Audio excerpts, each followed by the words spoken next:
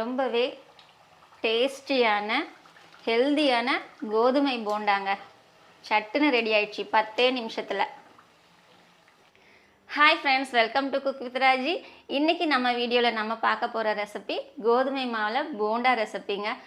இந்த bonda recipe evening ஸ்நாக்ஸ்க்கு ரொம்பவே நல்லா இருக்கும். டீ டைமுக்கு சூடாக சுட்டு சாப்பிடும்போது ரொம்ப அருமையாக இருக்கும், நல்லா டேஸ்ட்டாக இருக்கும். இந்த கோதுமை போண்டா நம்ம அரிசி மாவு கோதுமை மாவு கலந்து செய்யலாம். ரொம்ப கிறிஸ்பியாகவே இருக்கும். ஸோ வீடியோக்குள்ளே போகிறதுக்கு முன்னாடி நீங்கள் நம்ம சேனலை சப்ஸ்கிரைப் பண்ணாமல் பார்த்துட்ருக்கீங்கன்னா சப்ஸ்கிரைப் பண்ணிடுங்க. அப்புறம் வீடியோவுக்கு மறக்காமல் லைக் பண்ணிடுங்க. ஸோ வாங்க வீடியோக்குள்ளே போகலாம். கோதுமை போண்டா செய்கிறதுக்கு மசாலா ரொம்ப முக்கியங்க. முதல்ல நம்ம மசாலா ரெடி பண்ணிடலாம். இந்த மசாலா ரெடி பண்ணுறதுக்கு நான் 1 ஸ்பூன் அளவுக்கு சோம்பு எடுத்துக்கிறேங்க. 1 ஸ்பூன் ஜீரகம் எடுத்துக்கிறேன். இது கூடவே 2 பச்சை மிளகாய்,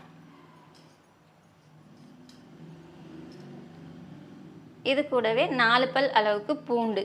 பெரிய பூண்டு எடுத்துருக்கேன், சின்ன பூண்டாக இருந்தால் 5 எடுத்துக்கோங்க. கூடவே கொஞ்சமாக இஞ்சி ரொம்ப போட வேண்டாங்க, இந்த அளவுக்கு போட்டுக்கிட்டால் போதும். சின்ன துண்டு நான் கொஞ்சம் சின்ன சின்னதாக கட் பண்ணி எடுத்து வச்சுருக்கிறேன், இந்த அளவுக்கு சேர்த்துக்கோங்க. இப்போ இதையெல்லாம் நம்ம சேர்த்து அரைச்சிக்கிடலாம்.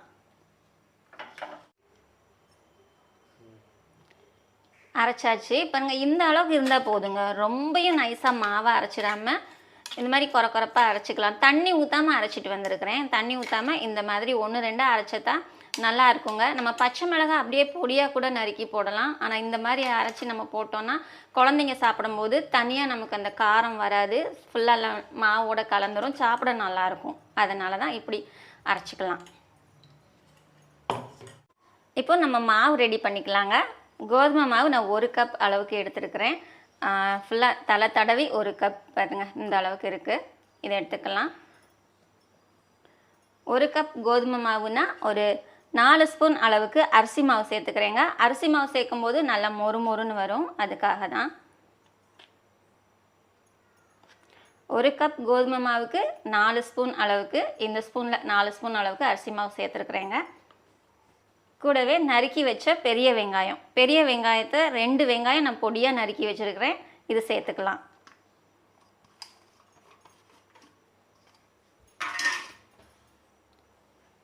இது கூடவே கருவேப்பிலை, மல்லி இலை, இதையும் நான் பொடியாக நறுக்கி வச்சுருக்கேங்க, இதுவும் சேர்த்துக்கலாம். ரொம்ப நல்லது, உடம்புக்கும் நல்லது, நல்லா டேஸ்ட்டாகவும் இருக்கும், மணமாகவும் இருக்கும்.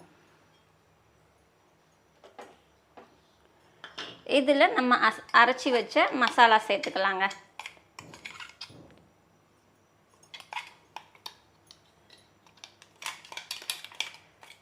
நீங்கள் வேணால் தனியாக மிளகாத்தூள் கூட சேர்த்துக்கலாம். அரைக்காமல் மிளகாத்தூள் தனியாக சேர்த்துக்கலாம். ஆனால் இது மிளகாய் போடும்போது அந்த மணம் நல்லா இருக்கும். அடுத்ததாக நம்ம டேஸ்ட்டுக்கு உப்பு சேர்த்துக்கலாங்க. உப்பு நான் இப்போ 1 கப் கோதுமை மாவு, 4 ஸ்பூன் அரிசி மாவு, இதுக்கு எல்லாத்துக்கும் சேர்த்து 1/2 ஸ்பூன் அளவுக்கு தூள் உப்பு எடுத்துருக்கிறேன். உப்பு முதல்ல நிறைய போட்டுறாதீங்க, அப்புறம் உப்பு கூடிடுச்சுன்னா நல்லா இருக்காது, கம்மி பண்ண முடியாது. உப்பு கம்மியாக இருந்தால் கூட நம்ம அதிகமாக இன்னும் கொஞ்சம் எக்ஸ்ட்ராவாக போட்டுக்கலாம். முதல்ல நீங்கள் உப்பு போட்டுட்டு கரெக்டாக இருக்கான்னு சரி பார்த்துட்டு அதுக்கப்புறமா நீங்கள் தேவைப்பட்டால் இன்னும் கொஞ்சமாக சேர்த்துக்கலாம். நான் தேவையான அளவு உப்புன்னு ஒவ்வொரு வீடியோலையும் சொல்லுவேன். அப்படி சொல்லும்போது என் மகன் வீடியோ முடிஞ்சதுக்கப்புறம் கேட்டான் ஒரு நாள், தேவையான அளவு உப்புனா என்ன அளவு, அதை கரெக்டாக சொல்லுங்கள். எல்லா வீடியோலையும் இப்படி தான் சொல்கிறாங்க. ஒவ்வொருத்தரும் வீடியோ போடும்போது எல்லாமே கரெக்டாக அளவு சொல்லிடுறீங்க, ஆனால் உப்பு மட்டும் அது என்ன தேவையான அளவு, அந்த தேவையான அளவு என்ன அளவுன்னு சொல்லக்கூடாதா அப்படின்னு சொன்னால் தானே எங்களை மாதிரி பசங்கள்லாம் நாங்கள் செஞ்சு பார்க்கும்போது எங்களுக்கு கரெக்டாக இருக்கும். தேவையான அளவுனா என்னன்னு நினைக்கிறது அப்படின்னு சொன்னால், அதனால தாங்க இன்றைக்கி தேவையான அளவு உப்பு என்னன்னு இன்றைக்கி நான் டீட்டெயிலாக சொல்லியிருக்கேன். அடுத்ததாக இதில் கொஞ்சமாக ஆப்ப சோடா சேர்த்துக்கிறேங்க. ஆப்ப சோடா சேர்த்தா நல்லா பொஸ்ஸுன்னு பொங்கி வரும், நல்லா பார்க்கவும் நல்லா அழகாக இருக்கும். வேண்டான்னா ஸ்கிப் பண்ணிக்கலாம். அப்போ இது எல்லாத்தையும் தண்ணி ஊற்றி பிசைஞ்சிக்கலாங்க. தண்ணி முதல்ல நிறைய ஊற்றிடாதீங்க. இது ரொம்பவும் கட்டியாக இல்லாமல் ரொம்பவும் தண்ணியாக இல்லாமல் ஓரளவுக்கு நம்ம எடுத்து எண்ணெயில் போடுறதுக்கு கரெக்டாக இருக்கணும்.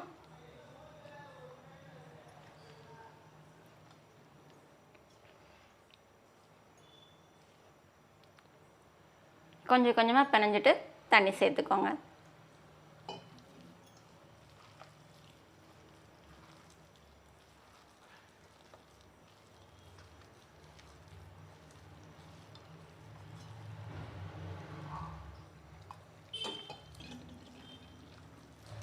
ரொம்ப தண்ணி ஆயிட்டாலும் எண்ணெய் அதிகமாக குடிக்க ஆரம்பிச்சிரும்.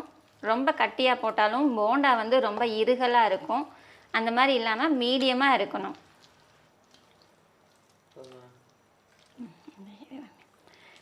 இந்த அளவுக்கு இருந்தால் போதுங்க. இங்கே பாருங்கள், இப்படி எடுத்து எண்ணெயில் போடுறதுக்கு கரெக்டாக இருக்கணும். இந்த அளவுக்கு இருக்கணும். இந்த போண்டா செய்கிறதுக்கு ரொம்பலாம் டைம் எடுக்காதுங்க. ஒரு 10 நிமிஷம் போதும். நம்ம எல்லாத்தையும் முதல்ல ரெடி பண்ணி வச்சிட்டோன்னா 10 நிமிஷத்தில் அழகாக போண்டா சுட்டு எடுத்துடலாம். நம்ம டீ போடுற டைமில் போண்டா ரெடி ஆகிடுங்க.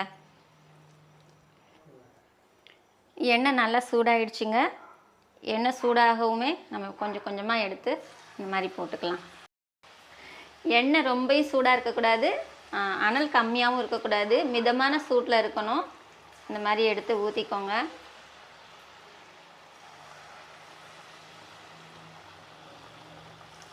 இது கோதுமை மாவு போண்டா ரொம்ப சூப்பராக இருக்குங்க.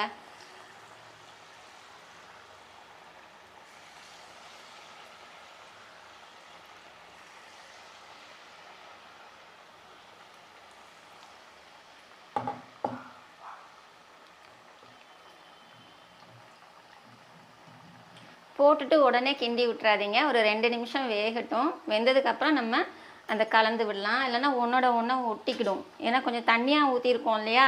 இப்போ 2 நிமிஷத்தில் நல்லா வெந்து அதுவாக மேலே வந்துருச்சு. இதுக்கப்புறம் நம்ம இதை பரட்டி விட்டுக்கலாங்க. பரட்டி விட்டுட்டு இது ஒரு 2 நிமிஷம் வேக வச்சுக்கலாம். சீக்கிரமாகவே வெந்துடும், ரொம்பலாம் லேட் ஆகாது.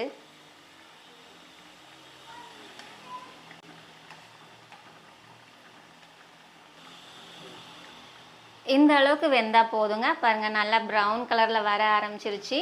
இந்த அளவுக்கு வெந்ததுக்கப்புறம் இதை நம்ம எடுத்துடலாங்க. பாருங்க எவ்வளோ அழகாக வெந்து வந்திருக்கு எல்லாமே.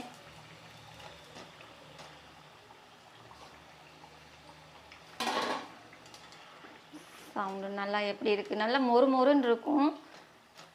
ஆனால் நல்லா சாஃப்டாகவும் இருக்கும், மொறு மொறுன்னு இருக்கும், இருகலாக இருக்காது.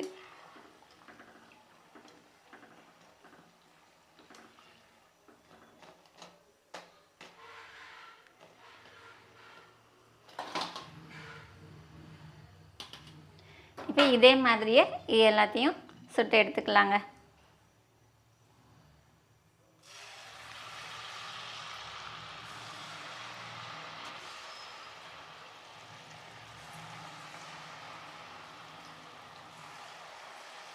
குழந்தைங்க ஸ்நாக்ஸ் கேட்டாங்கன்னா இந்த மாதிரி செஞ்சு கொடுங்க. இது சீக்கிரமாகவும் செஞ்சிடலாம், அதில் ரொம்ப ஹெல்த்தியானதும் கூட, நல்லா டேஸ்ட்டாகவும் இருக்கும். கோதுமை மாவு ரொம்பவே நல்லதுங்க. இது அந்த அளவுக்கு எண்ணெய் எல்லாம் குடிக்காது, சூப்பராக இருக்கும். இந்த சட்டுன்னு செஞ்சு முடிச்சிடலாம். நமக்கு டைம் வந்து ரொம்ப எல்லாம் எடுக்காது, சீக்கிரமாக செஞ்சு முடிச்சிடலாம். இதெல்லாம் நம்ம ஊற வைக்க வேண்டியதே இல்லைங்க. டக்குன்னு பிணைஞ்சு டக்குன்னு சுட்டுடலாம். இது மாவு பிணைஞ்சி வச்சு 10 நிமிஷம் அரை மணி நேரம் ஊறணும் அப்படிங்கிறதெல்லாம் வேண்டவே வேண்டாம். உடனே பிசைஞ்சோமா, உடனே சுட்டோமா, சாப்பிட்டோமான்னு இருக்கும்.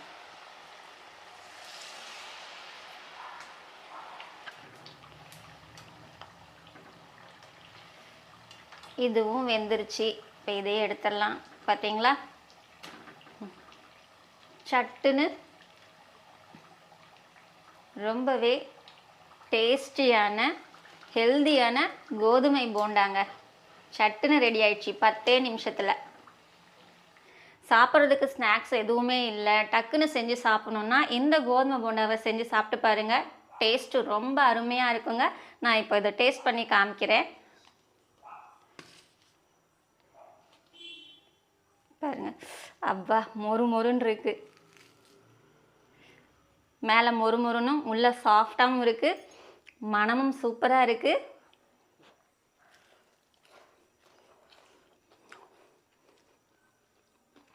சுட சுட டீ டைமுக்கு, ஈவினிங் டைமுக்கு சூப்பரான ஸ்நாக்ஸ்னால் இந்த கோதுமை போண்டாங்க. செஞ்சு சாப்பிட்டு பாருங்கள், ரொம்ப அருமையாக இருக்குது. நீங்கள் இதை செஞ்சுட்டு சாப்பிட்டு பார்த்துட்டு உங்களுக்கு எப்படி வந்ததுன்னு கமெண்ட் பாக்ஸில் கமெண்ட் பண்ணுங்கள். வீடியோ பிடிச்சிருந்தா வீடியோக்கு லைக் பண்ணிடுங்க. இப்போ நம்ம சேனலை சப்ஸ்கிரைப் பண்ணாமல் பார்த்துட்டு இருக்கீங்கன்னா கண்டிப்பாக சப்ஸ்கிரைப் பண்ணிக்கோங்க. மறுபடியும் அடுத்த வீடியோவில் இன்னொரு சூப்பரான ரெசிபியோட பார்க்கலாங்க. பாய்.